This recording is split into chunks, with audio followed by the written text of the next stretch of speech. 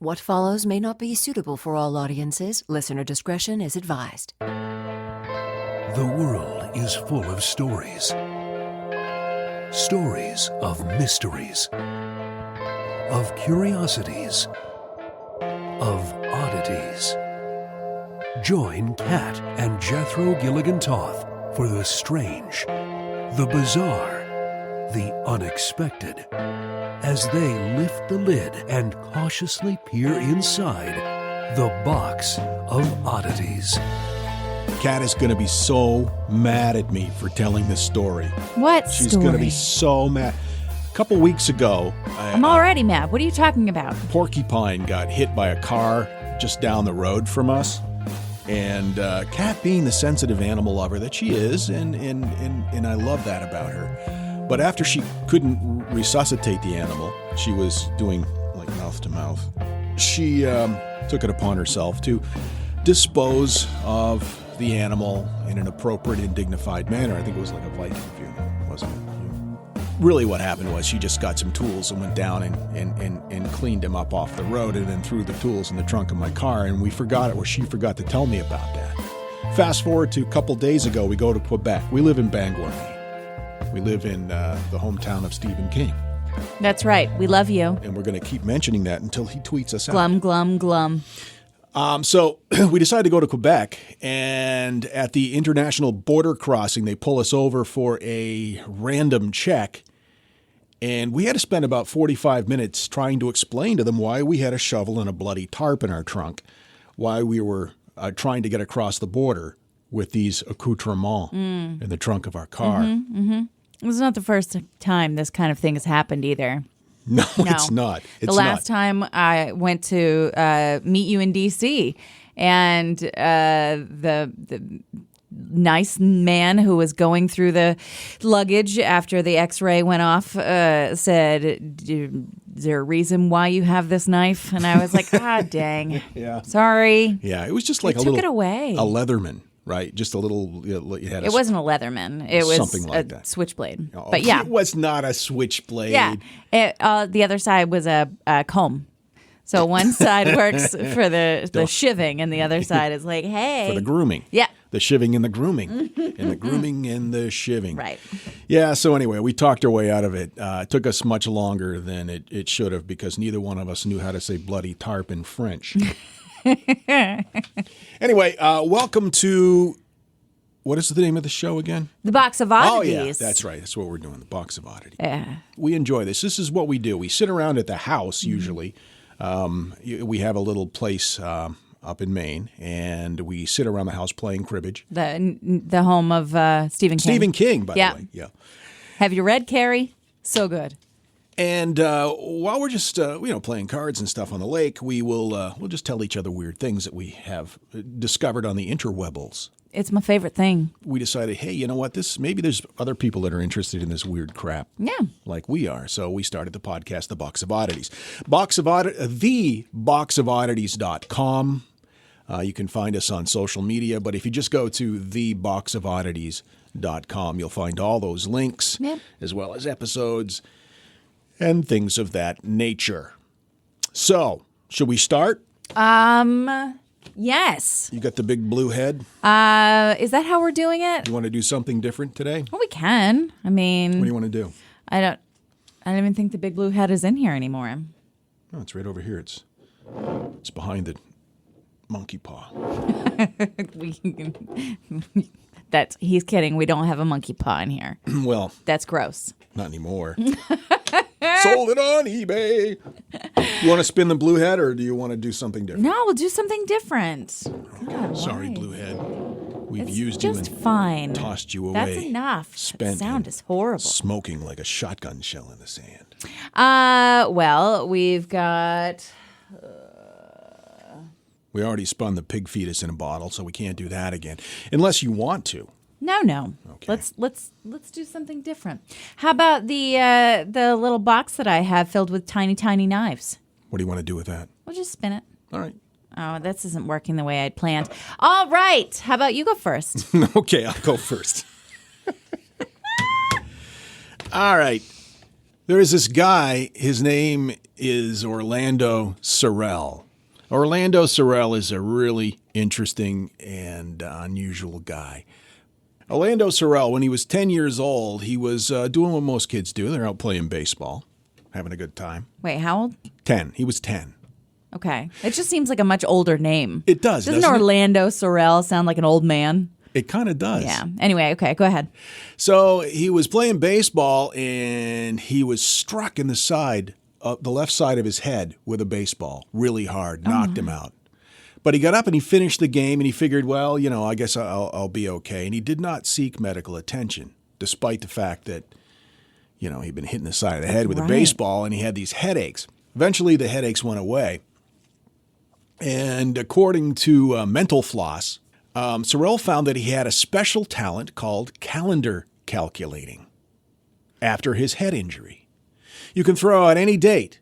You could say October 14th, 1722. He'll tell you not only the date, but what the weather was like that day in his hometown or in Virginia. Like he can tell you what the day of the week is? He can tell you the day of the week, yeah. If you say, tell me about February 26, 1902, he'll say, for example, I don't know what it is, because I didn't get hit in the head with a baseball, but he will say, well, it's like a Tuesday. It was Tuesday. And then you ask him, well, what was the weather like in Virginia, which is where he lives, and he can tell you what the weather was like in Virginia. Now, How does he know that? well, that's the thing, is that he never studied calendars. He did not study any kind of algorithms, weather charts, nothing. He just knows it. He says he can just see the answers floating in front of him. That's so weird. The condition is called Acquired Savant Syndrome. Okay. Now, we all know savants. We've seen Rain Man, people who have remarkable skills that are not, there's no way to really explain these things. Yeah, that's amazing. And perhaps there are other areas in their lives where they can't take care of themselves quite as well, maybe socially or whatever the case may be. Okay. So they become extraordinary in one area but become kind of deficient in another. Yes, but acquired savant syndrome is triggered when there is an injury to some part of the brain. And it's often, I guess, the left hemisphere. I guess that somehow it makes a connection in the left hemisphere of the brain. The rewiring of that intact tissue somehow releases dormant potential in an individual. What? According to MNN.com, MotherNatureNetwork.com. That's where I picked that little bit of information up from. So it's all in there. Wow. The theory is it's all in there. But sometimes a good whack in the head will release it. Wow. And there's so many really amazing examples of this. Here's one, a guy named Jason Padgett, an article he wrote for Junkie.com. Before his accident, he was a futon salesman. Okay. After his accident, a number theorist. Okay. Yeah. Well, I don't even know what a number theorist is. I don't see, that's the thing. I don't even know, but it sounds fancy. It really does. What happened was, according to him, he got mugged. He said these people punched and kicked him and said, "Give me your goddamn jacket." And, and they beat him up and they took his jacket, but they kicked him in the head repeatedly. And Bullying's not okay. no. Nor is thievery. No. He said the next thing he remembered, he doesn't remember the ambulance ride over or anything. He doesn't remember any of it. First thing he remembered was waking up in the hospital, and everything, as he said, seemed a bit funky. I was on a lot of pain medication, so I assumed that it was that. Sure, fair enough. Yeah. But the next day, things still looked strange and just not normal. When he said when he looked around, he could see the motion of objects, but it wasn't smooth anymore. Instead, it was jarring. It was like one frame would follow by another, like if you're watching a video and it's being paused repetitively, but moving to the next frame, but there's a pause in between. And he said in between the movements of each object, he could see this visual trail in real time where the object was and where it was moved, kind of like that scene from Donnie Darko. Yeah. That's exactly what I thought of. He says that little trail tells him all sorts of cool things, like how fast the object is moving, what its velocity is. The faster something goes, the further apart the object frames are. Sure. Seeing like this makes him super hyper aware of the geometry of things. And because of that, he's become a numbers theorist. Isn't that crazy? That is insane.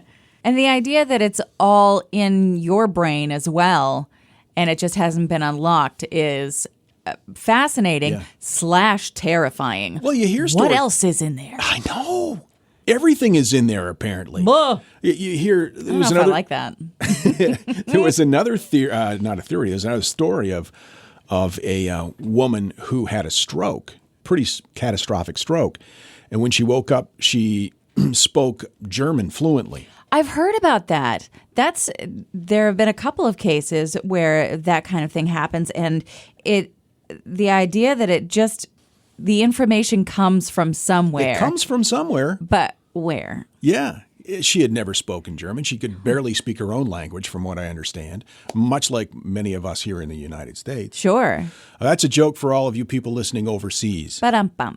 But yeah, there was no way that she could have known this. And not only did she speak it fluently, but with a very specific accent from a very specific region of Germany. They were able to pinpoint. Strange. Yeah. I know. Does that kind of brings up the idea of like reincarnation. Yeah. And maybe there are and this is just me riffing here. Sure. Maybe your energy retains the information, but only the stuff that you learn in this life is the stuff that you're expected to work with here. But the rest is still in there from your past businesses. Sure. There was another example of that, and I can't think of this was not a Acquired Savant Syndrome. This was an accident. He started smashing his own head, hoping he'd get smart. No. But based on considering, a quick whack to the noggin with a croquet mallet, and I'm a piano virtuoso. Well, there's a guy that they think maybe that might have happened to. He's not. He doesn't have the acquired savant syndrome. He is a blind savant. He was born this way. His name is Derek Parafazzini. And you may have seen, there was a documentary on him on PBS years ago. He can hear a song once and play it exactly. Wow. That way, just exactly the same. He hears it one time, boom, it plays it. You say a song.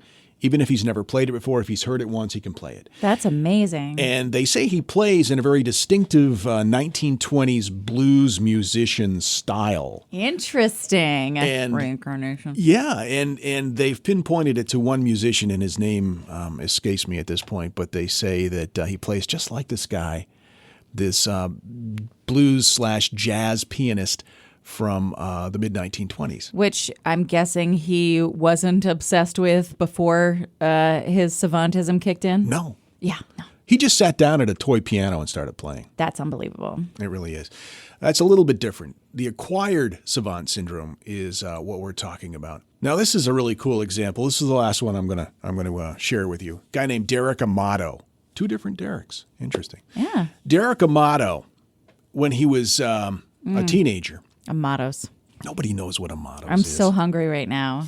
Amatos is a local pizza chain. Here in Bangor, Maine, home of Stephen King. Stephen King, have you read Bag of Bones? It's the most realistic depiction of love that you'll ever read. Derek Amato. Oh, yeah. Yeah. He was out horsing around, as teenagers will do, around the pool. Sure. And a friend threw a football. And he dove for the football. And I guess he just missed the football by inches. He was stretching really to catch it, and he missed the football, but he cracked his head against the side of the pool. Actually slammed into the concrete floor. It was such bone-jarring force, he said, that it felt like an explosion.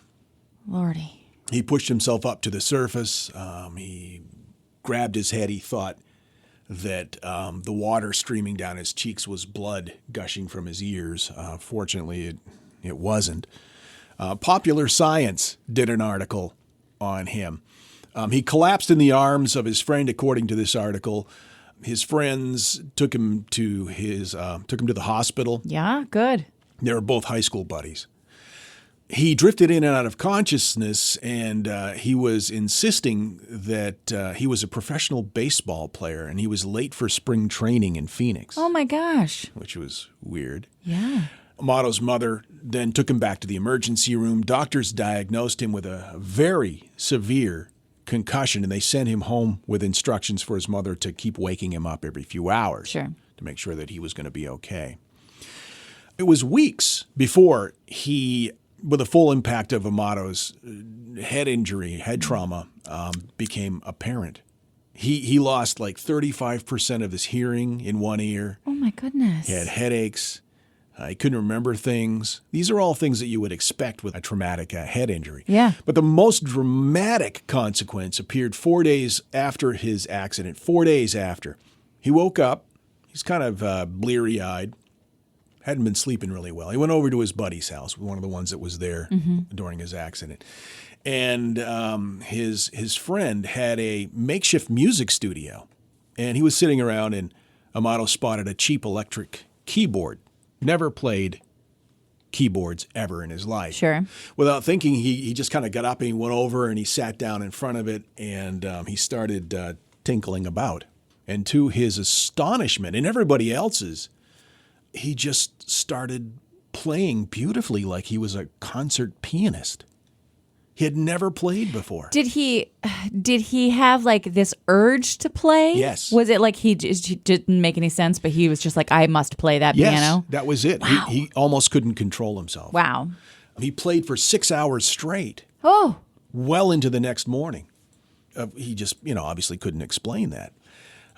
He would wake up the next day after this, and his fingers were moving like he was playing piano in his sleep. And he started writing down the notes that his fingers were playing on against his leg, and they were songs. They were beautiful songs. Songs that already exist, or songs that he made up in his brain parts? New songs that had never existed. Oh, my gosh. Crazy, isn't it? It's so crazy. And also a little creepy. I'm sorry. I don't want, it feels a little like your brain's being taken over. And, you have the opportunity in life to say, I want to learn how to play piano. And then you learn how to play piano. Not in my case. I fail at everything that involves musical instruments. You're good with a shovel and a tarp, though. Thank you. I'll give you that. It's a niche. It is. So, I don't know. And I recognize, obviously, how amazing it is and the opportunities that it would provide. But it's also a little creepy that you didn't choose to have this in your nut. And all of a sudden, there it lives. Yeah. Ugh. You want to hear what he sounds like? Yes. I have this is on YouTube. It's orado.com. This was, I don't know if I haven't listened to it all the way through. I'm just kind of dropping the needle, so to speak. So I don't know if this is an original piece of music or if this is one that that exists that he's just playing. But this was recorded 4 weeks after the first time he sat down at the piano, never having played before.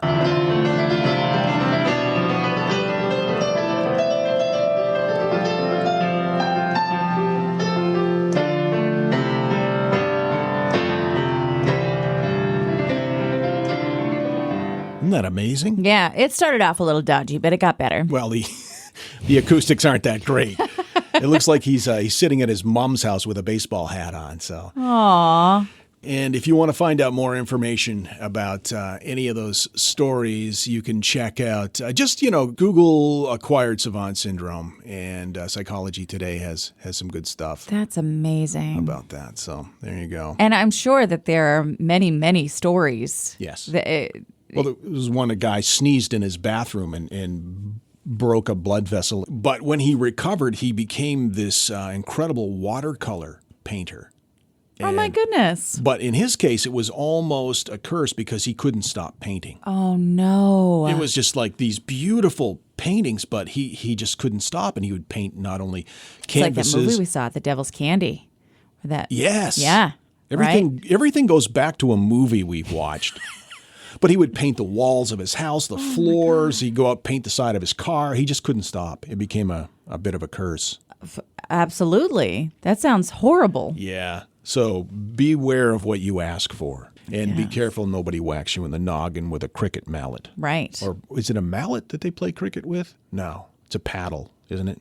Cricket, yes. Earlier you said the other one. Croquet. With the sticks. Yeah. Yeah. Croquet mallet. That would have been funnier. Well, you said it earlier, so I liked that you moved on to a different sport. I tried. It's good. This is the Box of Oddities. Your mileage may vary. Here are 5 weird facts really quick. Number 5, the medical name for butt crack is intergluteal cleft. That sounds lovely. Number 4, dogs sweat through their paws. Number 3, people can suffer from a psychological disorder called boanthropy, which makes them believe they are a cow. Number 2, bullfrogs don't sleep. And number 1, daddy long legs have penises, which technically makes them not a spider. Really? That's fascinating. So again, if you would, just give us a 5-star rating and a positive review on iTunes, and we would be forever grateful. Yes. We'll come to your house and we'll do your dishes. The 5-star review is really important, and please don't base your review on what we just did. Or the quality of any of our shows. No, just but do it how as a favor. nice we think you are. Yeah. And look, today, You look nice. so nice. So nice. Nice. You can also find us on theboxofoddities.com. That is our website, of course, with all of the links to our social media. The Instagrams and the Facebooks and the Twitter. The Box of Oddities with Kat and Jethro Gilligan Toth. Okay, your turn. Okay, here we go. What you got? We can't stop. We won't stop. This is actually something that we've discussed before and was one of the inspirations for this podcast in the first place. Today, we are going to discuss the dancing plague of 1518. I love this. It's so weird. Okay, so in July 1518, residents of the city of Strasbourg, then part of the Holy Roman Empire, were struck by a sudden and seemingly uncontrollable urge to dance. Yeah. By the way, I took most of this from the History Channel website and Wikipedia, obviously. I used quite a bit because it's my life. The hysteria kicked off when one woman, known as Frau Trophia, stepped into the street and began to silently twist, twirl, and shake. She kept up her solo dance-a-thon for nearly a week. Non-stop. And before long, some 36 others had joined in. And there was no music, right? There was no music. It was just the street and people dancing. So it wasn't just that people were out there trying to keep her company. They had this uncontrollable urge to dance with her? It varies. Okay. By August, the dancing epidemic had claimed as many as 400 victims. 400 people out in the streets, gyrating, twisting, shaking themselves. Sometimes. Sounds like Mardi Gras. With no other explanation for the phenomenon, local physicians blamed it on, quote, hot blood, and suggested that it afflicted simply in the same way that a fever does. Sure. And Foreigner later wrote a hit tune about it. Right. Check it and see. I got a fever of 103. I'm dancing in the street till I gotta pee. Eventually, this was a theory, a way to deal with this situation. Officials built a stage, and professional dancers were brought in, and they hired a band to provide backing music. They thought maybe this will get it out of their system. But it wasn't long before the marathon started to take its toll, and dancers collapsed from sheer exhaustion. Some died from strokes and heart attacks. And the strange episode didn't end until September, when the remaining dancers were whisked away to a mountaintop shrine to pray for absolution. Wow. Yeah. Wow. It's one of those things that it does not sound real. The Strasbourg dancing plague might sound like the stuff of legend. I mean, it is, but it's well documented in the 16th century historical records, and it's not the only known incident of its kind. Similar manias include, one of the earliest incidents happened sometime in the 1020s in Bernburg, where 18 peasants began singing and dancing around in a church, disturbing a Christmas Eve service. Couldn't stop. They couldn't stop. Further outbreaks occurred in the 13th century, including one in 1237 in which a large group of children traveled to Erfurt to Ernstert, jumping and dancing all the way, and marked similarity to the legend of the Pied Piper. And that's what people would refer to, like, Wow. Those Pied Piper kids that, again, could not stop dancing. Another incident in 1278 involved about 200 people dancing on a bridge over a river in Germany, which resulted in its collapse. Many people died, but many of the survivors were restored to full health at a nearby chapel in St. Vitus. I would like to know what their explanation for their actions were. They couldn't tell you when why. When they got better, they said, I don't know. Exactly. My foot was set to tapping. Exactly like that. Yes. In this chest beats the heart of a dancer. On June 24th, 1374, one of the biggest outbreaks began in Germany in a place called Aachen, or maybe Aachen was the old name for Germany. I do not know the answer to this. We're just going to have to move along from it.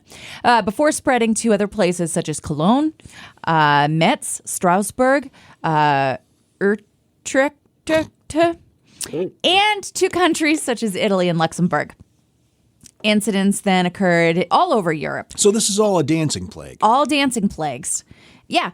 And then in Italy, there's a similar phenomenon known as tarantism. Tarantism, in which the victims were said to have been poisoned by a tarantula or a scorpion, which are two very different things, and you should be able to tell the difference between them. I don't know what's going on here. Its earliest known outbreak was in the 13th century, and the only antidote that they recommended was to dance to separate the venom from the blood, which we should tell doctors about this, because if they don't know that you can just dance away your venomous bites, then we're wasting our time. Right? Yeah. As with dancing mania, these people would suddenly begin to dance. Sometime affected by perceived bite or sting, they were joined by others. And again, groups would form. And these people just couldn't stop dancing. And I don't know that I believe that these were caused by tarantula or scorpion bites, especially since, But in many cases, they danced until they died. Yes. 100%. It's in various ways. Like I said, sometimes it would be a heart attack that would take them, sometimes a stroke, sometimes sheer exhaustion would kill them. I mean, it might have been fun for the first few hours. I don't think it would be fun at all. It's like a block party. It's like, hey, come on, let's go. Let's party like it's 1503, and they're all out. It's like a big block party, especially when they brought the band in. But when people start dying, that's where I draw the line. Well, one of the things with tarantism, some would dance, but others would participate in other activities, like tying themselves up with vines or whipping each other, pretending to sword fight, jumping into the sea. Wow. Some would die if there was no music to accompany their dancing. Wouldn't it be cool if you could time travel Danger Mouse, back to that time period and have a rave? Bring some glow sticks. Maybe that was their problem. Maybe they were all rolling and they didn't know. Maybe. We're actually going to discuss that.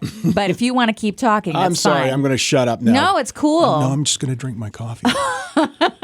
Dunkin' Donuts, America runs on Dunkin'. Okay, so what could have led people to dance themselves literally to death?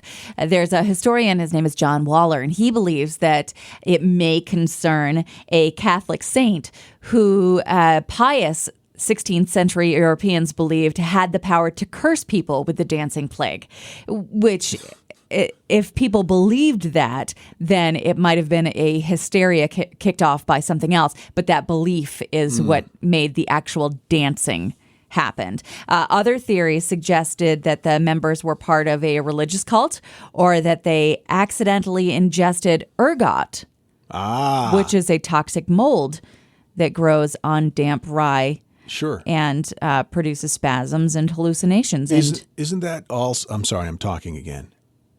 Isn't that also what many people think caused the Salem witch trials? Yes. Oh, wow. And it's like creates an LSD-like experience. Yes. Okay.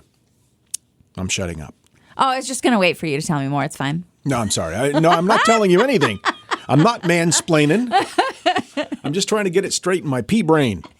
So the convulsive symptoms from ergot-tainted rye may have been the source of the accusations spurred during the Salem witch trials. And it was a weird combination of things because some people believe that the spasms caused by the ergot made people think that people were witches. But because those accusers were also ingesting ergot, they were suffering the hallucinations that made things, swell to the extremes that they did. So it was kind of a vicious cycle that ended in horrible, horrible murder. Just a really, really bad trip. Right. And then some people believe that it's a scam, that it was all staged. Really? Yep. Wow. The end. That is so weird because it seems to me like it very likely was kind of like an ergot poisoning. Is that what it was called? Mm-hmm. That maybe just continued to grow and swell based on legends and beliefs at the time and superstitions at the time. And it became a bit of a mass hysteria. Yeah. Yeah. The certain elements just kind of fed off of each other and became this tremendous and incredibly fascinating, horrible thing. Yeah. Well, it's fascinating because it happened centuries ago. If it happened today, I think people would be panicked. Don't you? Oh, gosh, 100 times, yes. I mean, we get a little bit of something over in whatever country, and people are freaking out automatically. What do you think today we would say the reasoning behind it would be? With today's technology. Oh, you mean if a dancing plague kicked off? Yeah. 2017. Right. 2018. 2018. Still working on that, writing my checks wrong. And, okay, so drugs. Drugs, yeah. Probably yeah. drugs. It's probably he's got that face-eating drug in him. Which is probably what happened back then. Yeah. They just didn't understand it. They looked at it as witchcraft. Right. That's fascinating. It's kind of like that, what is it, a Frenchman lumberjack's jumping disease? Yes. Is that something you're going to do in the future? Or? It's very similar. It may come up, but I don't know if it'll be That's a genetic source thing, of yes. It's like where this particular group of Acadian, French, Canadian lumberjacks would just start jumping and dancing for no reason. I'm going to look it up. French lumberjack dancing. Jumping Frenchmen of Maine. You can learn more about that on rarediseases.com. And by the way, Maine is the state that our city Bangor is in, which is the hometown of Stephen King. That's right. Stephen King, who we love and adore. By the way, have you read Cujo? Scary. Yeah. Okay, so that's it. That's it for today. Box of Oddities. TheBoxOfOddities.com. We appreciate your patronage, whatever that means. Yeah. Soon we hope to have T-shirts. Yeah, we're actually looking into some merch right now, and we'll let you know. And you can be the first to know by checking out the website, TheBoxOfOddities.com. Also, if you have an idea for a subject that you'd like us to research and talk about, we have an email address for you. Curator. Oh, you say it. No, go ahead. Go ahead. No. I love you. Please, I love you. Oh. Curator at theboxofoddities.com. Check us out on social media as well. And we will see you next week for the next episode of The Box of Oddities. Cue the voiceover guy, who, by the way, his name is Lindsay. He's a nice man. And so, let it be known that the Box of Oddities belongs to you, and its fate is in your hands. Therefore, it's been requested by those of whom I report to beseech you for assistance. The Box of Oddities is free. We ask but one thing of you: to provide a 5-star rating and a positive review. True, that is 2 things. However, 'tis merely a 5-star rating and a positive review. Also, subscribe to us. Okay, so 3 things is all we ask. 3 things and 3 things only. Henceforth, the Box of Oddities commits to the telling of stories. Stories of the strange, the bizarre, the unexpected. We wish to offer our deeply felt gratitude and appreciation for your patronage. TheBoxOfOddities.com. On Facebook at facebook.com/Box of Oddities Podcast. On Twitter at Box of Oddities. And Instagram at Box of Oddities Podcast. Copyright 2018. All rights reserved.